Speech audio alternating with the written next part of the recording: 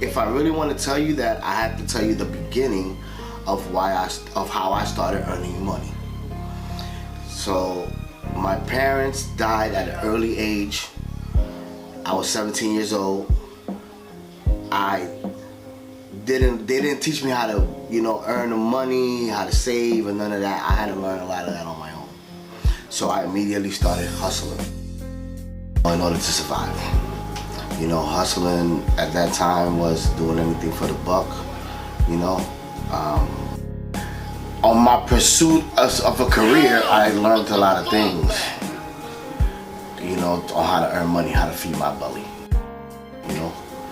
And when I first moved to Charlotte, North Carolina, I learned how to hustle legitly, where I learned how to buy goods at wholesale price and sell them at retail price, and make a living out of it. How to manage my own books, and do it as legitimate as possible, as like any other business owner.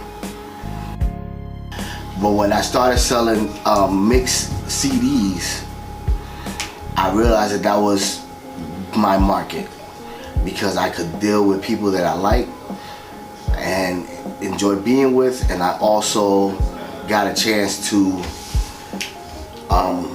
make a lot of money doing what I like to do, which was really hanging out and bonding with people.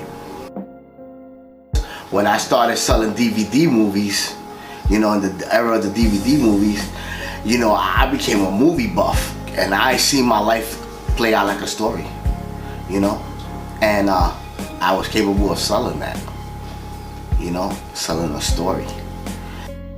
The first time I fell in love with movies and the art of showing people a story was with the Passion of Christ, because I went to New York City to visit my cousin, and he brought me down to the wholesale district, because at that time I was looking for a new product to sell. And we came across a Chinese guy, and he introduced us to his DVD collection. And it was like in the basement of the shop, bro, and it was covered with movies, like from top to bottom, okay, the whole wall. And we seen the Passion of the Christ. I had $100, and I bought that movie. I bought $100 worth of that movie, which gave me 100 movies for $100. And then by the time me and my cousin made it back to his house, from it's an hour train ride from the wholesale district all the way to the Bronx, where he lived at. And I sold all 100 of those movies at $10 a piece. So I made $1,000 in an hour. Federal agents I never went back to working a regular job after that. Authorities say a crime ring racked up $500,000 in profits selling these fake movies. With the internet, when the internet got popular, my business crashed. I started selling drugs again because I couldn't make a living. I didn't want to make a living anywhere else, so I started selling drugs. And in the process, I had a friend of mine steal a whole bunch of stuff from somebody's house, and they brought it to me. And it happened to be a whole bunch of cameras and cameras and laptops. I had a real bad experience. While I was selling drugs, they ended up raiding my house, and it was embarrassing. They didn't put nobody in handcuffs but me, but I had to live the honest truth that I was selling drugs, and that's illegal.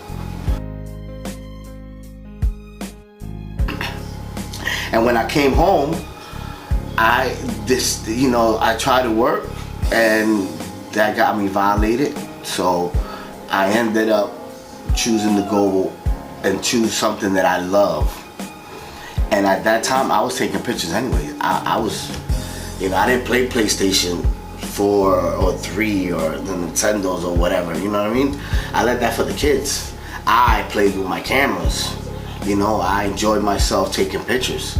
You know, even though I didn't know what I was doing, I still enjoyed it, you know, and I started realizing that I could do that for free. You know, why not try to learn how to do it to make money? And I decided to go to school for it. And then I joined the NVCC. And I've been going to school for photography to become a better photographer, because I could see myself doing that, making money, and having a great time doing it, and not have to worry about not like.